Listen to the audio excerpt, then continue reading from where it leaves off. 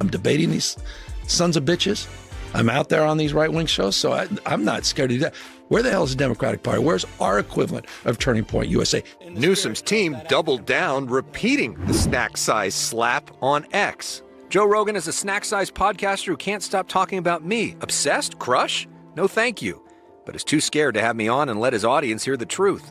He's talking some on Twitter. I know, it's like, you think that's going to work? Like, that's so, it's like, this is a bad strategy. Like, I probably would have had him on. Yeah. But now I'm like, nah, what are you doing? There is a fun version where you just do it and cook them, you know? Joe Rogan is putting Gavin Newsom on blast over what he calls the unraveling of California, and the fallout is nothing short of explosive. The podcast titan has been in a simmering public feud with the governor for months, but this week tensions boiled over. Rogan lifted the lid on a long-brewing controversy in front of millions of listeners. After what he revealed, it's hard to imagine Newsom walking away without political scars. Joe, why won't you have me on the show? He won't have me on the show. It's a one-way. And he has guests coming and attacking and bashing, but he will not have me on the show, period. Full stop. He should have me on the show.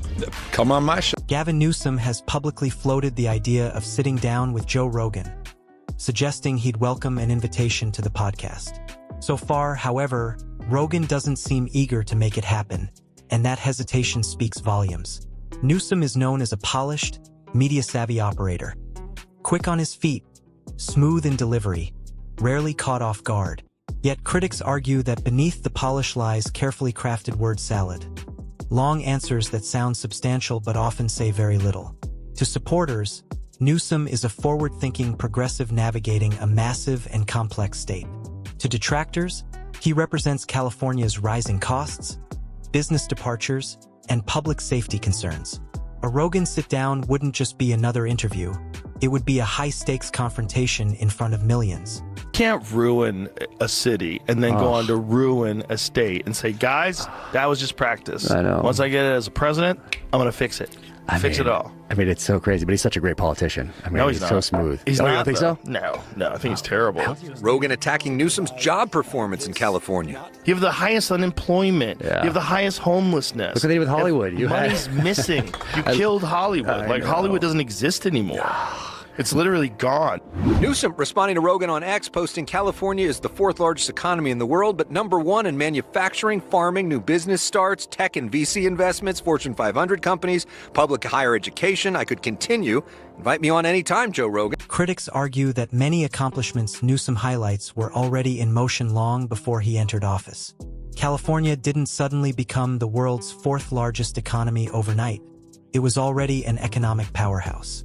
Its agricultural dominance and tech leadership were built over decades.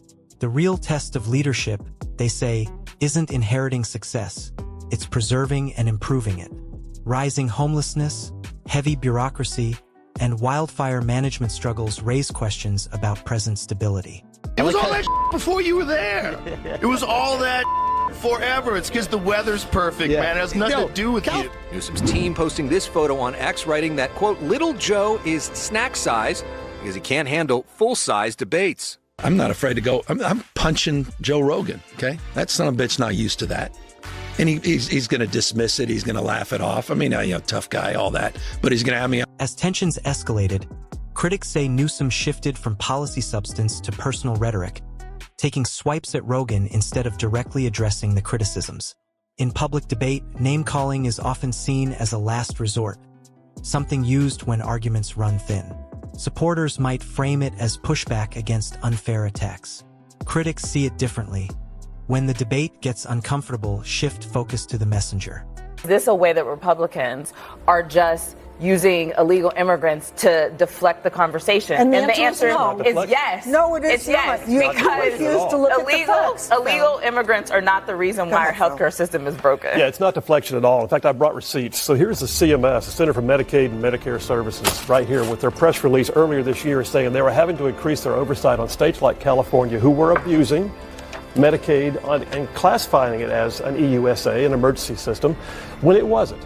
You've got the average state spends 5% of its Medicaid roughly on emergency services. California, 35 to 40%. Why would that be? Because California passed a state law that says we will fund Medicaid for illegals, and then, oh, by the way, we'll raise our provider taxes, and then, oh, by the way, we'll use that as a match to draw down federal funds. And they're using this whole cavitation process. An accounting trick to put it on the taxpayer. Money is fungible, and California's loophole is abused. Newsom's time in office hasn't been without controversy.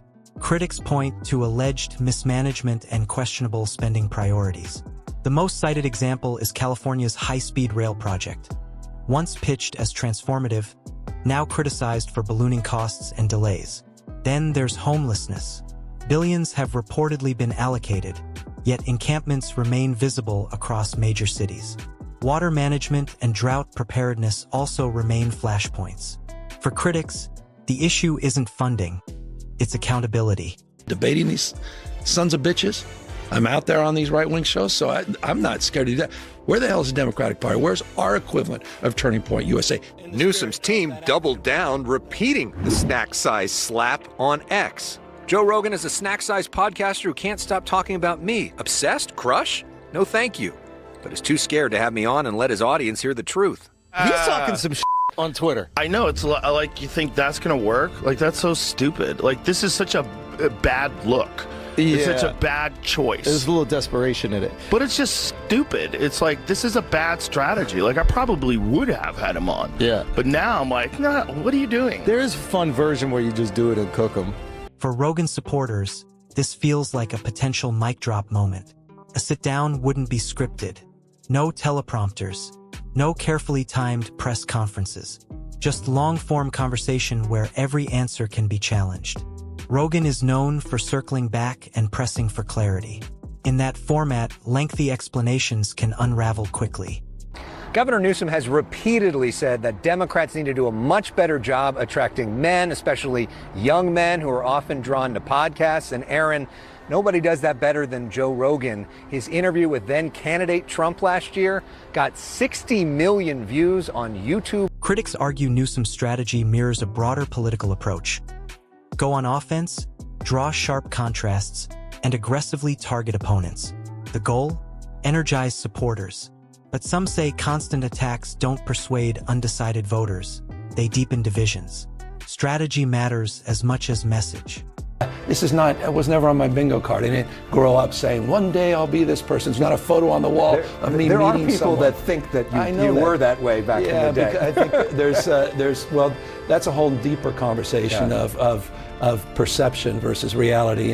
And I have a lot of work to do on that. And I'm going to be doing a little more of that with this book. And now it sounds like, oh, here, he's got a book. Of course he's running. Yeah. But truly, I've got a book that I'm putting out next year, early next year, that I've been working on for 4 or 5 years because I can't take the perception of me versus the reality of what I experienced growing up and in my own childhood and my own experiences. So I'm trying to shape-shift that from my perspective, not everyone else's. What's the biggest misconception about you? I just think this notion, I don't know where, I know where it comes from, but I think this notion of the silver spoon, I was born into great wealth and privilege, and it's quite the contrary. And in moments like these, critics say Newsom attempts to reshape his narrative into a more relatable, self-made image. Yet many point out his early access to influence, education, and powerful networks. One frequently mentioned detail is his connection to influential figures in California politics. To skeptics, that complicates any grassroots storyline. No wonder that in 2021, San Francisco issued only 2,000 permits for new homes. Sure, there are people living in the streets, but that's because we want to make sure the apartments they don't live in are perfect. I don't fear AI anymore because it couldn't possibly be any more robotic than the humans who run things now. I heard that California is overtaxed and overregulated. San Francisco, the city's so nice you'll step in poop twice. It's an area where homeless people were urinating and defecating, and it was starting to annoy the people breaking into cars. So the city tried to build a public toilet last year, but then gave up when the cost hit $1.7 million. Not $1.7 million for a public toilet system. Even comedian and commentator Bill Maher has voiced frustration over what he sees as California's bureaucratic dysfunction under leaders like Gavin Newsom. Maher argues that endless permits, committees, and regulations drive costs to absurd levels. He once highlighted a reported case of nearly $2 million just to build a public toilet, a symbol, he says, of systemic inefficiency. vast network of regulators, administrators, inspectors, contract reviewers, project managers, fee assessors, special commissioners, zoning officers, and consultants whose jobs seem to be to make sure nothing ever happens and then charge you for it. The people who answer the phone, "Permit office, how may I hinder you?" At the center of this debate are larger questions about leadership, accountability, and the direction of California. From Joe Rogan's sharp critiques to Maher's warnings about bureaucracy, pressure on Newsom isn't coming from just one side. Supporters argue governing a state as massive as California is never simple. Critics say complexity cannot excuse stagnation. In the end, voters will decide whether this is political theater or genuine concern.